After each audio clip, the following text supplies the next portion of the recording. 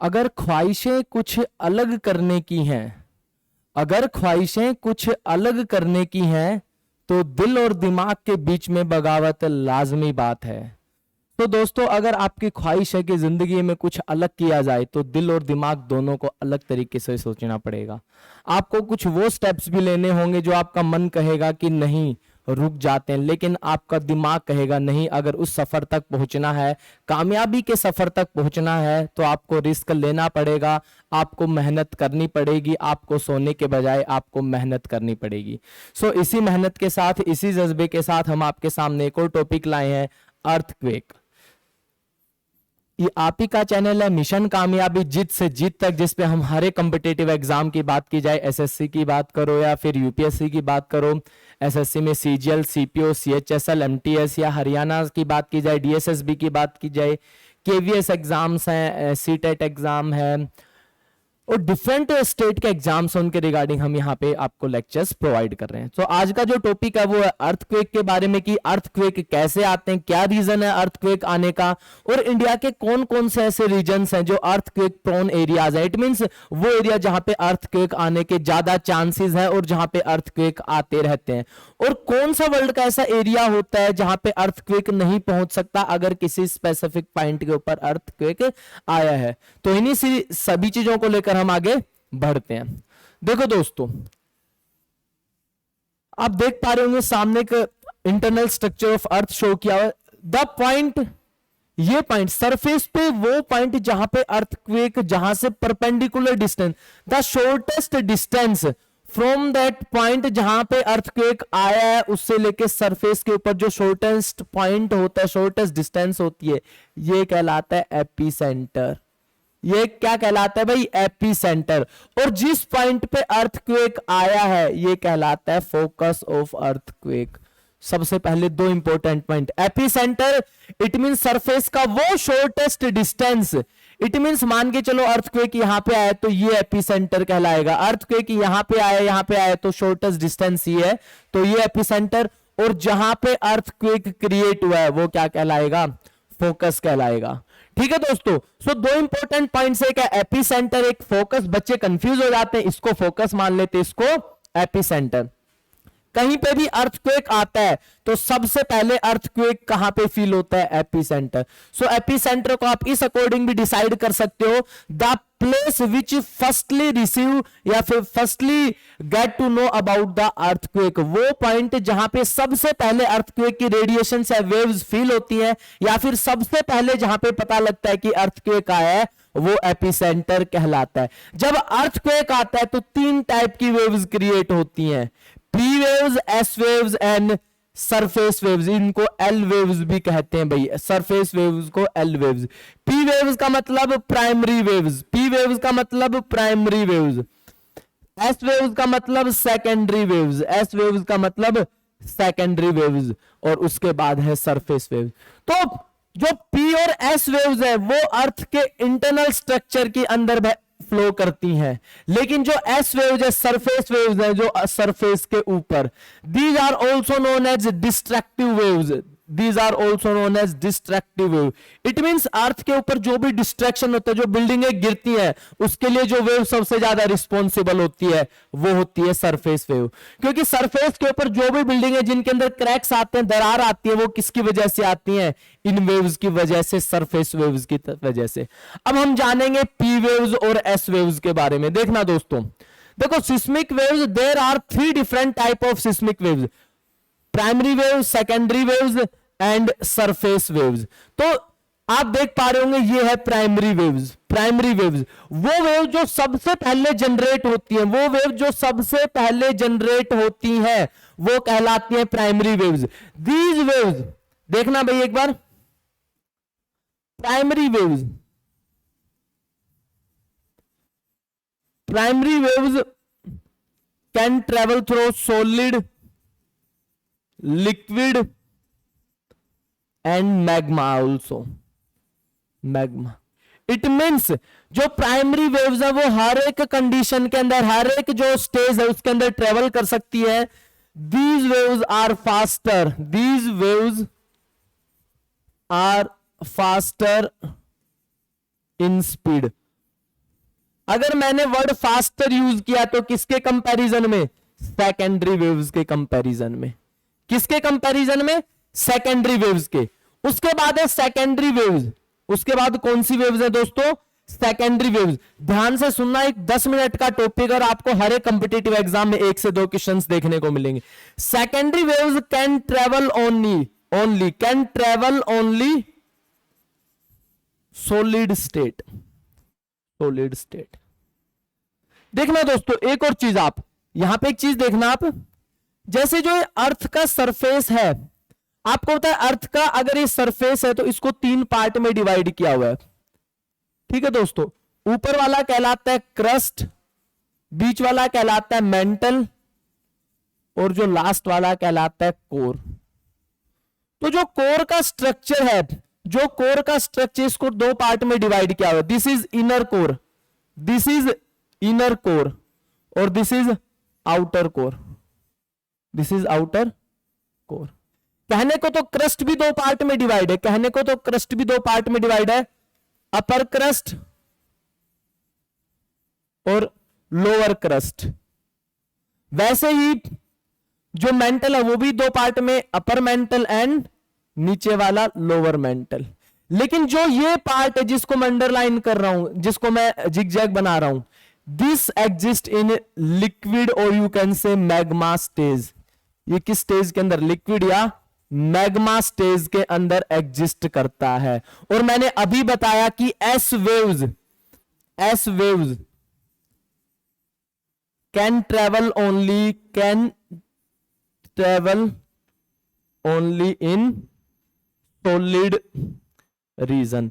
It means S waves अगर यहां से एंटर होंगी, और ये देखो ये पूरा स्ट्रक्चर ऐसे बन जाएगा, इट मीन्स ये चारों तरफ है।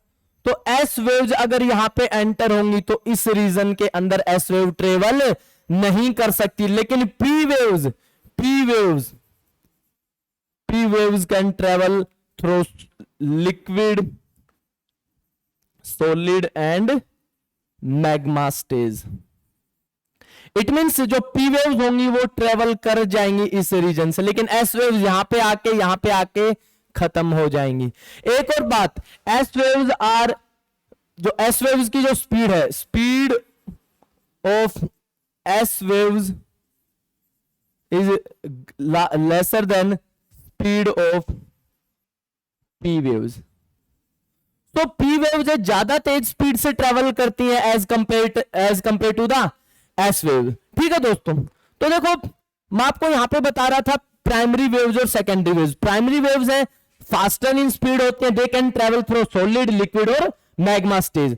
वाइल द सेकेंडरी वेव्स, जो प्राइमरी वेव्स के आफ्टर जनरेट होती हैं, they can travel only through solid stage, और जो ये इनकी स्पीड है, इनकी स्लोअर स्पीड होती है as compare to the primary wave. और जो सरफेस वेव्स है वो अर्थ का स्ट्रक्चर है, इसके बाहर ही चारों तरफ, इसके बाहर की तरफ ट्रेवल करती हैं। एक लिमिटेड, ज्यादा दूर तक ट्रेवल नहीं करती, एक लिमिटेड एरिया तक ही ट्रेवल करती हैं। देखना भाई आगे, अब देखना भाई, अब यहां पे आपको बताया हुआ पी वेव्स और एस वेव्स कि भाई अब हम बात करें अर्थ का कौन सा ऐसा एरिया है जहां पे वेव्स या फिर अर्थक्वेक फील नहीं हो सकता। Let's see this is epic centre, it means मान के चलो यहीं कहीं फोकस था, ये एपी सेंटर है। सो मैंने आपको बताया पी वेव्स ट्रेवल करेंगी, पी वेव्स तो यहां से भी ट्रेवल करेंगी। लेकिन जब मैंने आपको बताया कि भाई ये सॉलिड है और ये लिक्विड है, इट मींस जो मीडियम है वो चेंज हो गया। और आपको पता है जब वेव्स एक मीडियम से दूसरे मीडियम में ट्रेवल करती हैं तब क्या होगा? रिफ्रैक्शन। तब क्या होगा भाई? रिफ्रैक्शन। ध्यान देना, जब एक वेव्स ऐसे ट्रेवल कर रही है, लेकिन जब मीडियम चेंज होगा तो वो रिफ्रैक्ट हो जाएंगी, जब ऐसे आएंगी तो वो रिफ्रैक्ट होकर बाहर की तरफ निकल जाएंगी। सो जब वेव्स ट्रेवल करके एक मीडियम से दूसरे मीडियम की तरफ, जब वो, जैसे कि आपने ये भी सुना होगा, सन अर्ली राइज होता है और लेट सनसेट होता है, वो किसकी वजह से? Due to the refraction. तो और देखो, और जो वेव्स यहां पे आएंगी वो परपेंडिकुलर यहां पे पहुंच जाएंगी, जो वेव्स यहां पे आएंगे वो हल्का सा टिल्ट होके यहां तक। सो देखना, एक ये रीजन है, 105 डिग्री को काफी बार 103 भी लिया जाता है, 103 से 5, 105 डिग्री से लेके 140 से 145 डिग्री। ये वो रीजन है जिसके अंदर कभी भी अगर यहां पे अगर अर्थ पे किसी भी पार्ट के ऊपर अर्थक्वेक आया है तो उसके दोनों तरफ 105 से 140, 105 से 140 उस रेंज के अंदर, उस एरिया के अंदर कभी भी अर्थक्वेक फील नहीं होगा। It means this area is known as shadow zone, this area is known as shadow zone. ये शैडो जोन किसका है? पी वेव्स का। क्यों? क्योंकि पी वेव्स इधर तो ट्रैवल कर रही है, इधर ट्रैवल क्यों नहीं कर पा रही है? आ तो रही है यहां पे, लेकिन इधर ड्यू टू रिफ्रैक्शन वो बैंड हो जा रही है। आ तो रही है इधर, लेकिन ड्यू टू रिफ्रैक्शन वो बैंड हो जा रही है। इसलिए ये जो रीजन है 105 से लेकर 140, 145, this is known as the shadow zone of P waves. अब बात करना एस वेव्स की। देखना दोस्तों, देखो पी वेव्स का स्ट्रक्चर बनाया है। पी वेव्स का शैडो जोन 103 से 100 लगभग मान के चलो आप 105 से लेके 145 के बीच में होता है। ठीक है दोस्तों, अब देखना ये हो गया एस वेव्स के लिए। अब मैंने बताया एस वेव जब यहां पे एंटर होंगी इट मींस वो वेव्स आगे अब बढ़ ही नहीं पाएंगी, और जो पी वेव्स थी वो यहां पे जब एंटर कर रही थी उनकी स्पीड हालांकि कम हो जा रही थी। यहां पे जो स्पीड है वो डिक्लाइन हो जा रही थी, लेकिन यहां से पी वेव्स पास हो रही थी। लेकिन अगर यहां पे बात की जाए, देखो यहां पे भी वेव्स है वो रिफ्रैक्ट तो होंगी, लेकिन इस रीजन में जब वेव्स जाएंगी वो यहीं पे ही खत्म हो जाएंगी, इस रीजन में ही वेव्स खत्म हो जाएंगी। तो एस वेव्स का शैडो जोन कहां से कहां तक कहलाता है? 103 या फिर 105 से लेकर 103, 105। इट मींस ये कंप्लीट रीजन ऐसा रीजन है। तो एक ऐसा पार्ट हुआ 103 से 140, अगर कहीं पे अर्थक्वेक आया तो उससे 103 से 140 डिग्री दोनों तरफ कभी भी अर्थक्वेक फील नहीं होगा। तो मान के चलो इंडिया में अर्थक्वेक आया तो इंडिया से लेफ्ट और राइट दोनों तरफ जो 105 से 145 डिग्री का एरिया है वहां पे कभी भी अर्थक्वेक फील, इवन इंडिया से जो अपोजिट साइड होगी अर्थ के ऊपर 180 डिग्री जो अर्थ, इट मींस मान के चलो अगर एक कॉर्नर इंडिया का है तो वर्ल्ड में जो दूसरा कॉर्नर होगा वहां पे अर्थक्वेक फील हो सकता है, लेकिन 140 से 104 से 105 से 145 डिग्री तक अर्थक्वेक कभी फील नहीं होगा। अब देखना दोस्तों, अब हम बात करें कि अर्थक्वेक के जोन्स कितने होते हैं। अर्थक्वेक के जोन्स कितने होते हैं? देखो इंडिया में काफी ऐसे रीजन्स है जहां पे फ्रीक्वेंटली अर्थक्वेक आते रहते हैं, कि बहुत बार अर्थक्वेक आते रहते हैं। अर्थक्वेक आते क्यों है? पहली बात ध्यान सुनना, अर्थक्वेक इसलिए आते हैं क्योंकि जो अर्थ है इसके अंदर नीचे बहुत सारी प्लेट्स हैं, नीचे बहुत सारी प्लेट्स है, क्रस्ट है, मेंटल है। तो इसके अंदर जब भी प्लेट्स एक दूसरी प्लेट के साथ, आपको पता है तीन तरफ से डायरेक्शन मूवमेंट होती है, या तो कन्वर्जेंट या डाइवर्जेंट। देखो कन्वर्जेंट प्लेट क्या होती है? जब एक प्लेट दूसरी प्लेट की तरफ आती है, ठीक है। अब डाइवर्जेंट होता है एक प्लेट दूसरी प्लेट की से दूर जाती है, और ट्रांसफॉर्म होता है एक प्लेट दूसरी प्लेट के पैरेलल जब मूव करती है। तो या तो कन्वर्जेंट हो या डाइवर्जेंट हो, उस टाइम के अंदर अर्थक्वेक आने की ज्यादा पॉसिबिलिटी होती है। तो अर्थक्वेक क्यों आते हैं? अर्थक्वेक इसलिए आते हैं जब प्लेट्स के अंदर एक टेक्टोनिक मूवमेंट होता है, उससे एक एनर्जी क्रिएट होती है, और एनर्जी फिर क्रस्ट की तरफ बाहर निकलती है इन टर्म्स ऑफ वेव्स। वो एनर्जी देखना दोस्तों एक बार, तो यहां पे मान के चलो प्लेट टेक्टोनिक हुआ, तो यहां से एनर्जी बाहर निकलने की, यहां पे प्लेट टेक्टोनिक हुआ, यहां से एनर्जी बाहर निकलने की कोशिश करेगी और बाहर की तरफ हमें फील होगा। देखना एक और चीज, अर्थक्वेक के बारे में आपने पढ़ा होगा, अर्थक्वेक फील कैसे होता है। अर्थक्वेक में आपने एक तो पढ़ा होगा सिस्मोग्राफ, सिस्मोग्राफ,